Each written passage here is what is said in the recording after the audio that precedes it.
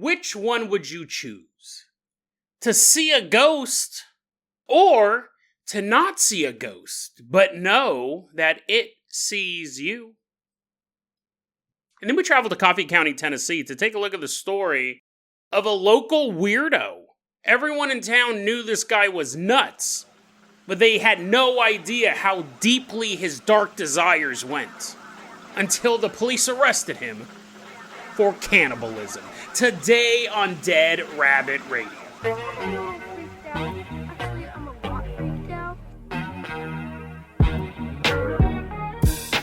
Hey everyone, welcome back to another episode of Dead Rabbit Radio. I'm your host, Jason Carpenter. I'm having a great day.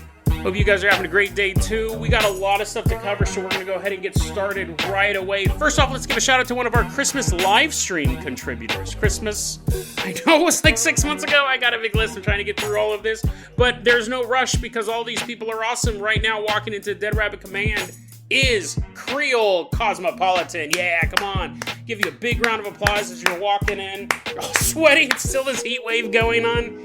Sorry, we'll kick up the AC in Dead Rabbit Command. If you guys can't support the Patreon, I totally understand. Just help spread the word about the show. That really, really helps out a lot. Creole Cosmopolitan. Let's go ahead and toss you the bunny bicycle. I like this new thing. It's very eco-friendly. You know, it's a good workout. Creole Cosmopolitan, let's give you the bunny bicycle, and we're going to sit on the handlebars. We'll sit in a little basket. Got a baseball card stuck in the spokes. Pedal us all the way out to Tempe, Arizona. In this heat wave, pedaling us on out. I need to come up with a better sound effect. It's always just the sound of someone panting. Tempe, Arizona, we're going back in time. We're in the early 1900s. And back then on 24th West 5th Street and Mill Avenue was the Mountain Bell Phone Company. This building still exists today. You don't have to have a time machine to enjoy this story. 24th West 5th Street and Mill Avenue was the Mountain Bell Phone Company. It was a 2-story building and phone company, right? So back then, like, phones were just invented. It would be like working at Google nowadays.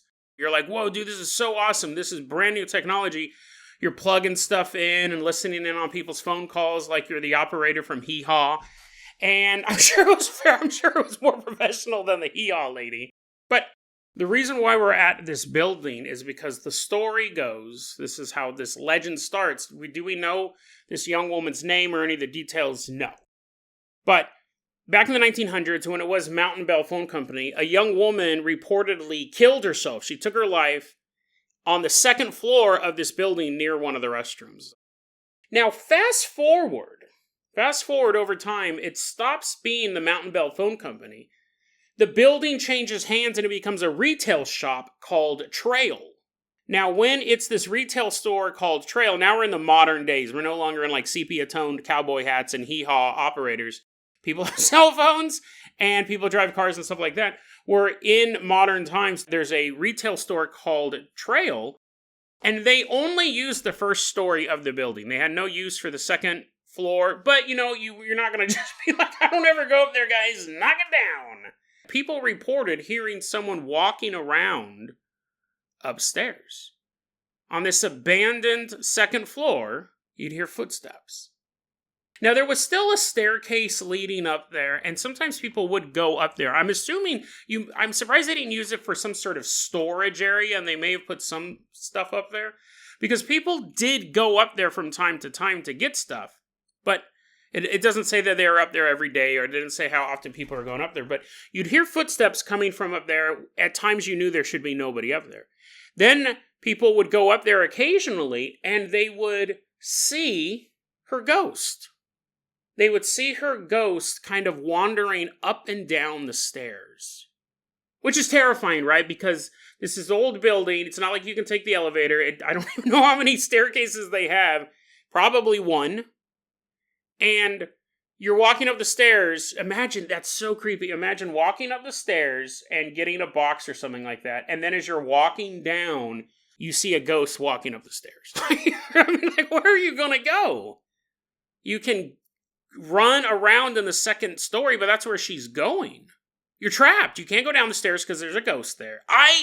I consider myself fairly brave when it comes to paranormal. You're like, no, Jason, you're the biggest scaredy cat. Monday, you said you were afraid to turn into a tree.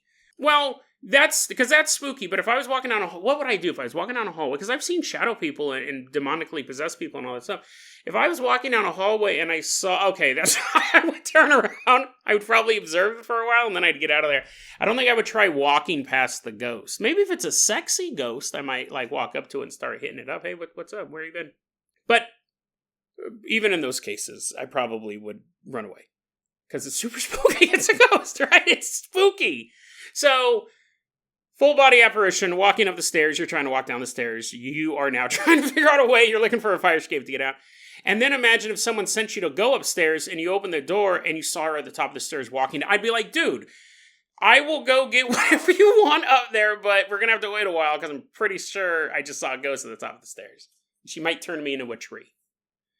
And this happened a few times over the course that Trails was a retail store. Trails is no longer there. Now it's a restaurant called Sunbar Tempe.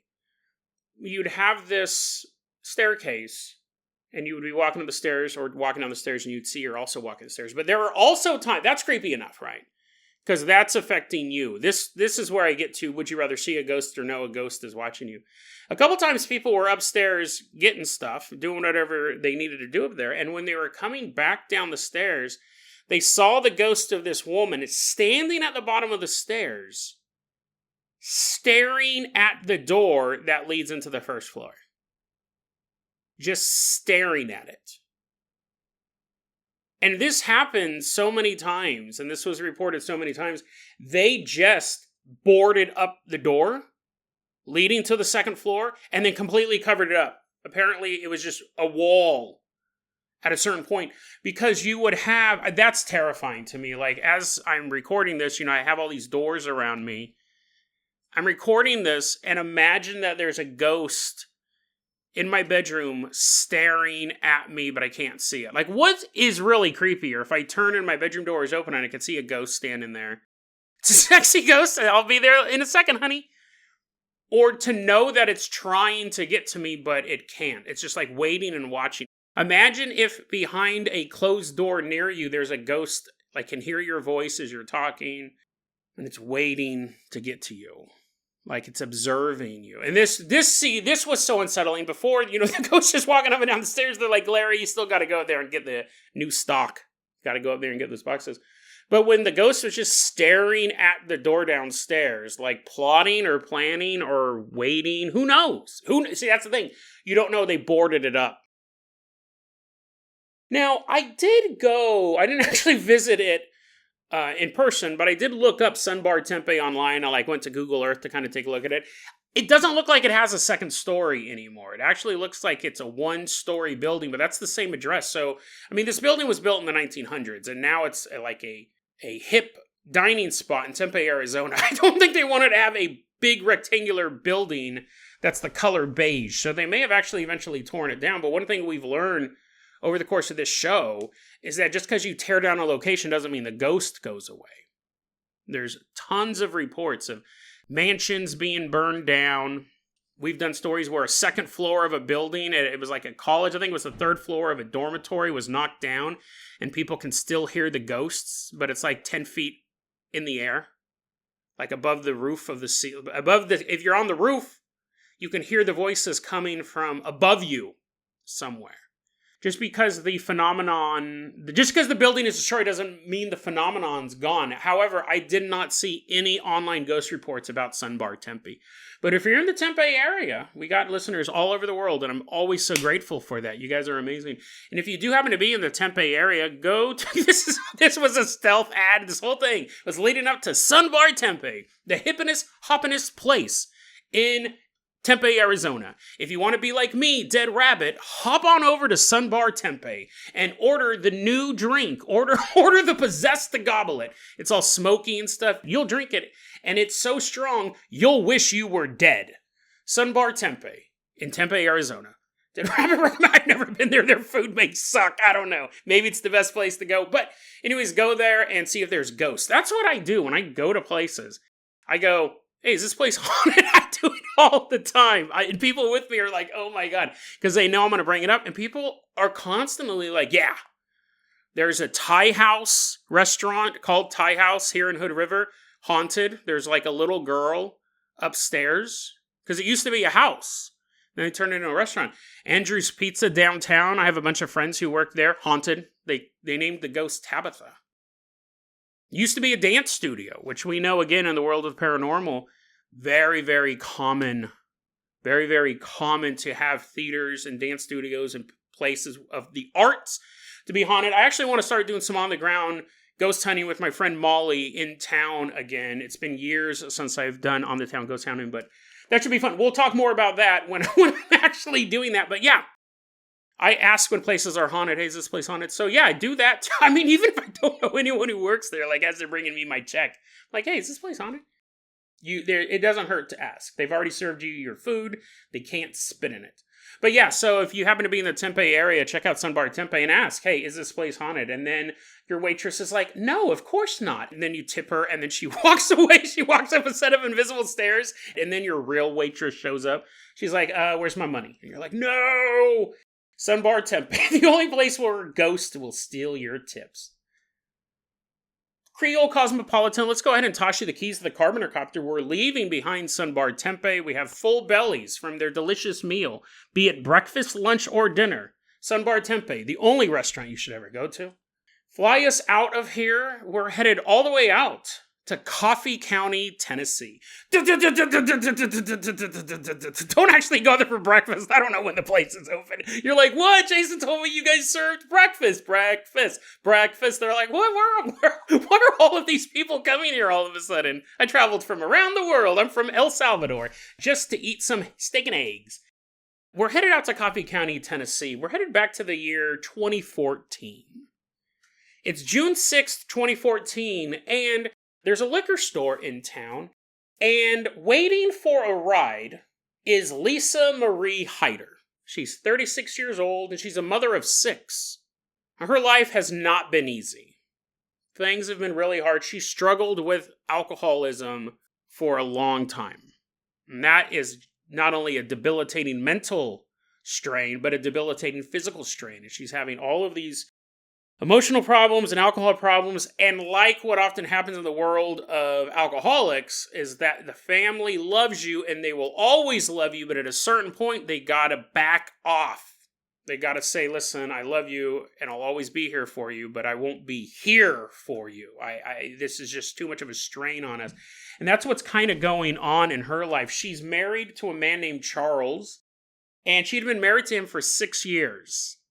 And in this time period, June 6, 2014, he's like, I can't do this anymore.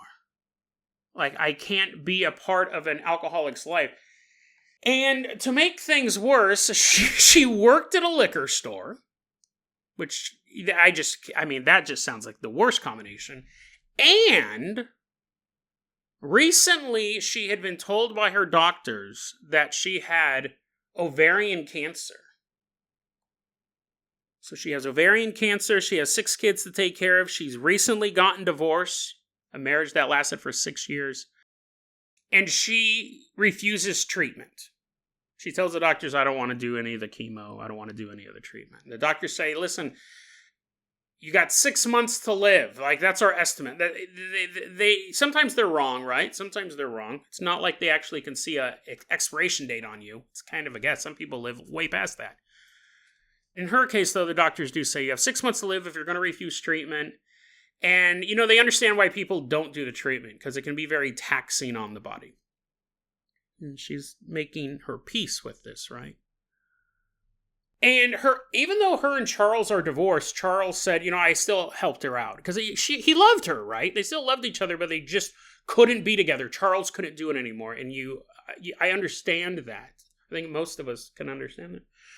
Well, on June 6th, 2014, Lisa called up Charles and says, hey, I need a ride home. I'm at the liquor store. I need a ride home. And Charles is actually in another state. I'm doing a job, but I'll be there around 4:30. She's calling pretty early in like the mid-morning. And he goes, it's about a 5-hour trip. I'll be there by 4:30 p.m. And she goes, yeah, sure. Okay, I can wait. You can come pick me up. Well, later that afternoon, Charles calls her cell phone. And it goes straight to voicemail. He's like, is the phone turned off? Did you shut it off or something like that? But again, when you're dealing with someone who suffers from alcoholism, they can be a little erratic But she's not at the liquor store. She's not there to be picked up. And again, maybe she walked, maybe someone else gave her a ride. I don't know. And the fact that Charles was a couple hours away, the fact that he couldn't get there until 4:30 p.m. that day, haunts him to this day. He said, quote, "I still blame myself because I didn't go get her. But I was down in Huntsville, Alabama. I was down in Huntsville unloading my truck, and I wish I could have been there a little bit faster.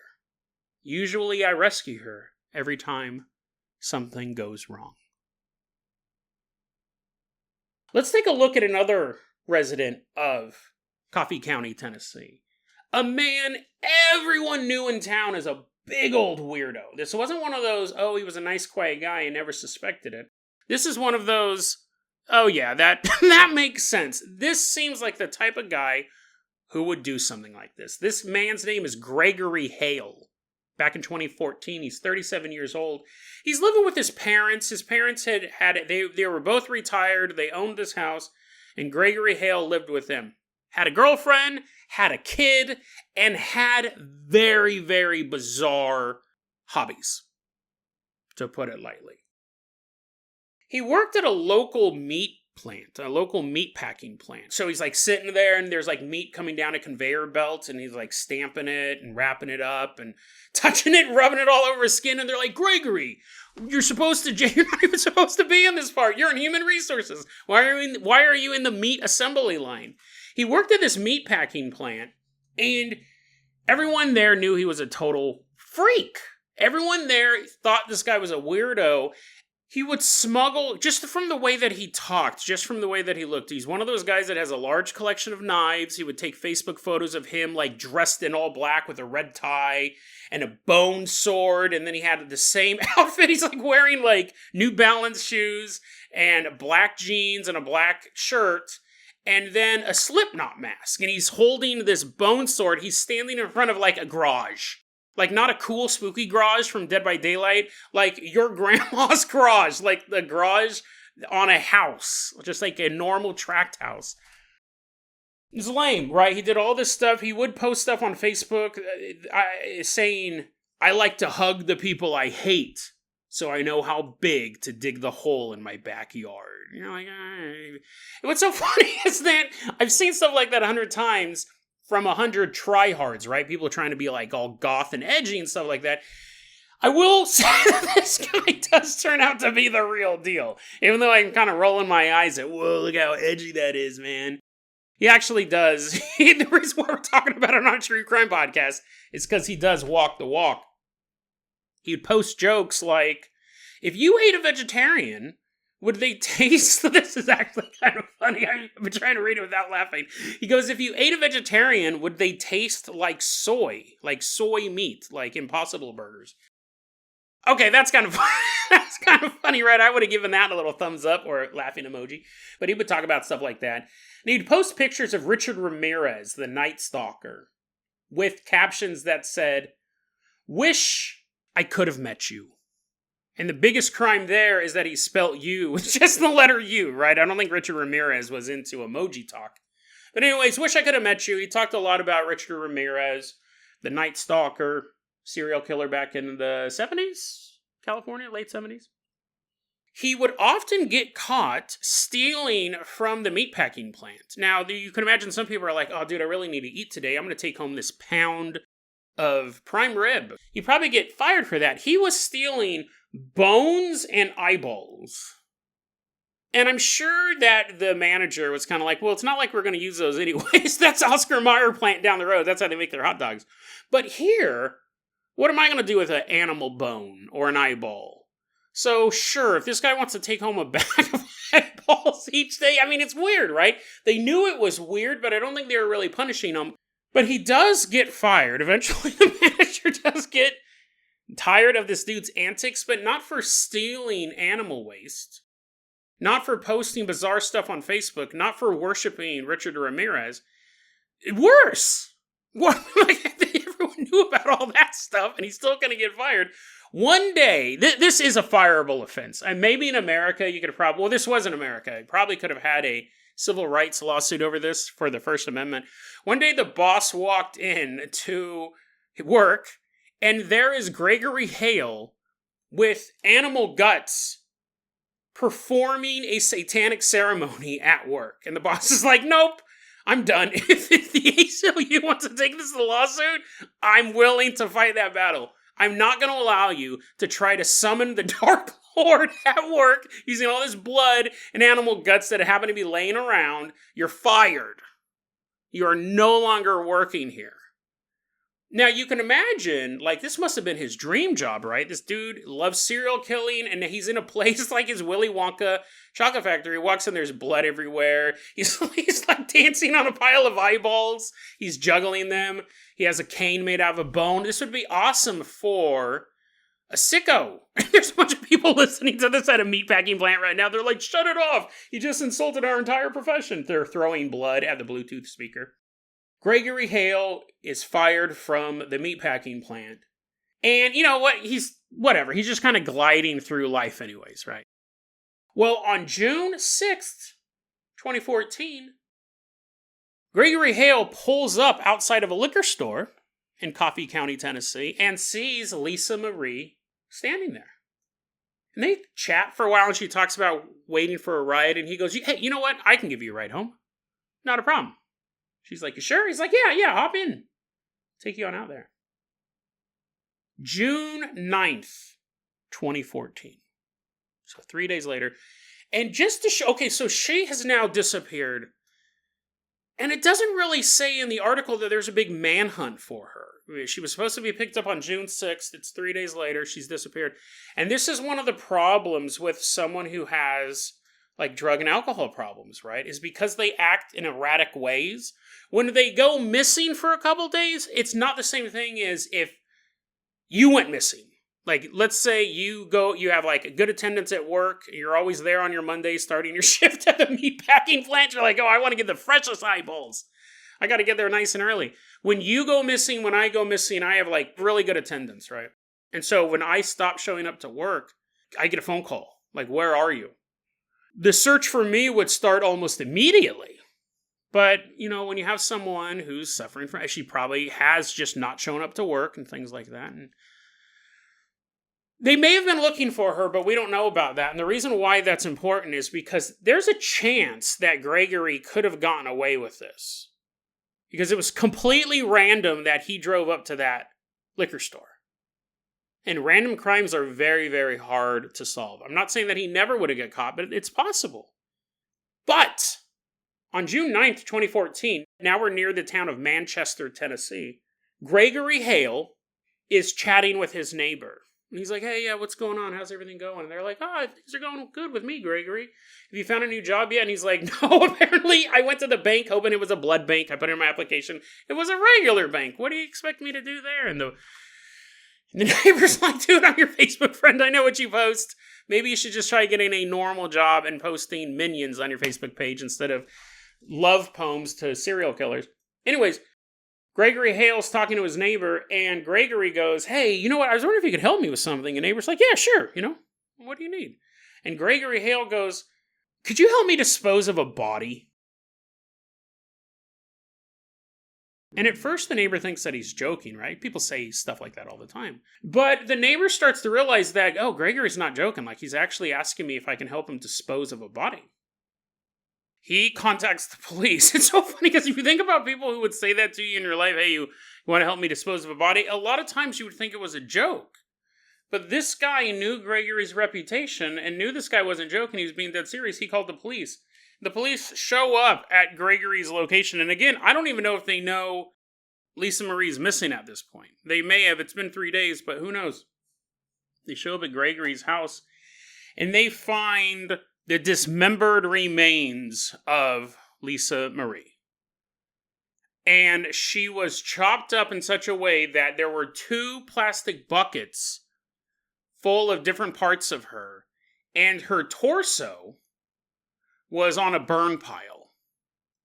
It's very hard to burn a body. My dad used to have a crematory. My summer job for a while was going down there, helping him out. It takes a lot. It's an extreme amount of heat it takes to reduce a human body to ash. A lot of people think, just like a marshmallow, throw it on a fire. I know you guys see in those Viking movies, they burn them on the pyre. You're watching The Northman. They're just constantly burning. Everyone gets killed in that movie. They're constantly burning bodies. And as a religious thing, sure, but to actually reduce it to ash, there's no evidence left. It just doesn't. You can do it, but it takes a lot of heat.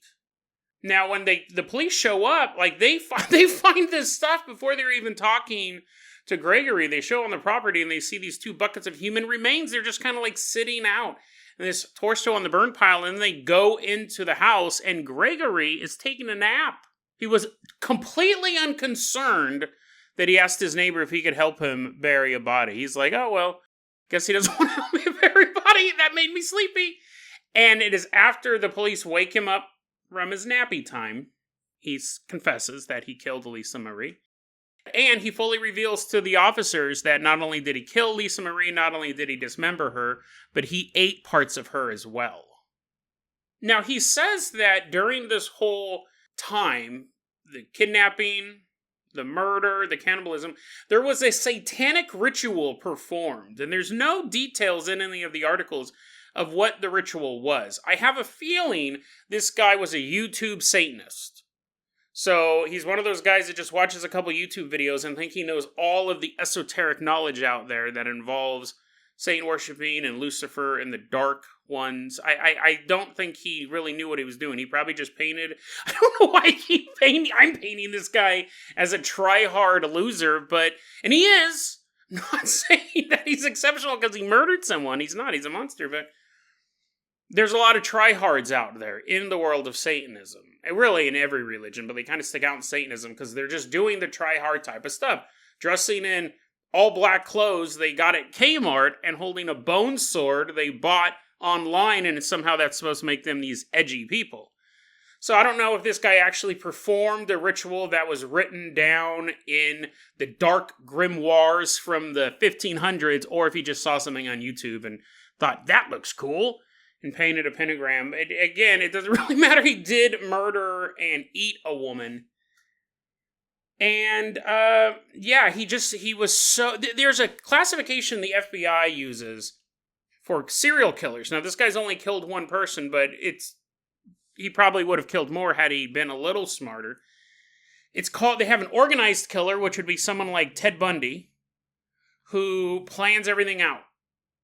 And then they have a disorganized killer, which is someone like the Vampire of Sacramento, who was walking around breaking into people's houses. He actually wasn't really technically breaking in. He'd walk up to your house, and if your door was unlocked, this was back in the 1970s, if your door was unlocked, that was God giving him permission to murder everyone in the house. I had a really good friend of mine in college. He was in the neighborhood where the Vampire of Sacramento had eaten a baby, walked in and killed a woman, and the woman was babysitting, and ate a baby, drank all of the baby's blood. And he said that happened. He goes, if I remember correctly, there was a babysitter and her son. I'm trying to remember the details. There was a babysitter. There was like a 6-year-old boy that was the babysitter's son. And that woman was watching an infant at the time. And my buddy went over to the house to see if the kid wanted to go play. Because it was a friend of his. Hey, you want to go play? And he knocked on the door and no one came into the door. And he goes, I guess my friend's not home. And he left. And it turns out that while he was knocking on that door, the killer was inside the house. And when the cops get to the house, they find the dead mom, they find her dead kid, and they are not even looking for a baby at that point. Someone came up and goes, oh my God, is my baby okay? And the cops are like, because there was no baby there. He was actually the Vampire of Sacramento. I forgot what his name was. Let me look it up real quick. Richard Chase. If I remember correctly, he was caught walking down Watt Avenue covered in blood. And he had the remains of a baby in a bucket, just sitting in his house. And the FBI has studied him as a disorganized serial killer because he didn't plan anything out and he really wasn't thinking, I might get caught. So he just walked around covered in blood, walk in and out of houses, and he took the baby with him and ate it. Ate a good portion of it and drank its blood and all that stuff. So that's what I would classify Gregory as well, a disorganized serial killer, because he just had the body. He was trying to dispose of the body. He had the body parts just in buckets, and Lisa Marie's heart, he threw it over into a neighbor's yard. It landed in her garden. Like, obviously, you're going to find, obviously you're going to notice that doesn't belong here. That looks like a human heart. So very, very disorganized in his way he was doing it. Luckily, right? Luckily he was an idiot. And it turns out, right, this wasn't a spur-of-the-moment thing as the police are investigating him and all that. He revealed that for a long time he had fantasized about killing and eating someone. This guy's a father, too. Remember at the beginning, this guy lives with his parents, or lived in his parents' home. Maybe they weren't there. I think they probably would have been a little alarmed at his antics, but he lived at his parents' home. I believe they all lived together, but some of the details in the story I couldn't verify. But he does have a child of his own. He has a girlfriend. He had spent years fantasizing about killing and eating somebody. And he had actually practiced stalking women before. He would follow women around, and he would fantasize about how it would be to capture them and kill them and eat them. That was always his desire. And when he drove up to this liquor store and saw Lisa Marie waiting for a ride, it was just a crime of opportunity. He goes, here's my chance. She got in the car, and he didn't take her home. He took her back to his house. So he's been sentenced to life without the possibility of parole. He's already in the prison system. They'll never let him out. That's the story of Gregory Hale and his victim, Lisa Marie Heider. What a terrible, tragic story, right? She knew she didn't have much longer to live. She knew that she had only been given 6 months, but that's 6 months she could have spent with her kids. That's 6 more months on Earth. But she never would have guessed that she wouldn't die from cancer, but that she would be eaten. She would be killed and eaten as part of a satanic ceremony. And the scariest thing about this story is we know that Gregory Hale, although rare, is not one of a kind. I just off the top of my head was rattling off facts about the vampire of Sacramento, Richard Chase. People who fantasize about eating people and doing it. People who fantasize about killing people and eating them and getting away with it. This guy luckily got caught. But how many others are out there, not only already doing this and getting away with it, but just also the young men sitting around fantasizing about this? How many cannibals have we covered on this podcast? A lot. A surprising amount of cannibals. I'll put the episodes in the show notes. I don't want to hear those. I didn't even want to hear this one. Insane. Absolutely terrifying to think that there are other people out there like him right now fantasizing about eating people. And some of them may have already taken that step. How do you protect yourself? How do you protect your loved ones against a man who has spent years fantasizing about killing them, killing you? We just go about our day and we have our safety radar on, right? We're kind of aware of our environment to a certain extent and watching for trouble. Maybe we keep some sort of self-defense item on us, but there's someone behind me who spends day after day after day after day of what it would be like to kill and eat me. Someone who's run every scenario through their head. If the person does this, I'll do this. If the person says that, I'll say this. If the person tries to run, I'll do this. If the person runs and falls, I'll do that. And they've played out all these scenarios in their head, and they're sexually aroused by it. I'm expecting to fight insane homeless people and dumb kids who don't understand that they shouldn't pick a fight with an adult. Some teenager mouthing off. That's where my fight experience comes from, basically. Drunks, stupid teenagers, and crazy people. Not this crazy. Random violence is the type of fights that I've been in, and that's the type of fights that I expect, and that's the type of fights I know how to, if not win, survive. But I've never gone up against someone who spent day after day after day after day trying to eat me, stalking me, observing me, and then going home and sexually fantasizing about what it would be like to eat me. Right now, there's a listener on this podcast. He's like, oh man, we have a soul bond. That's exactly what I want to do. It's like, how do you fight against something? How do you fight against someone who's obsessed with this level of depravity? It's terrifying to think about. So we don't. We try not to think about it. We just go on with our lives. But people like Gregory and people like Richard Chase exist. And while those people have been caught, how many more are out there watching you, stalking you, fantasizing about you? And each day, their hunger grows. And at that point, you're not fighting a man. You're fighting a monster.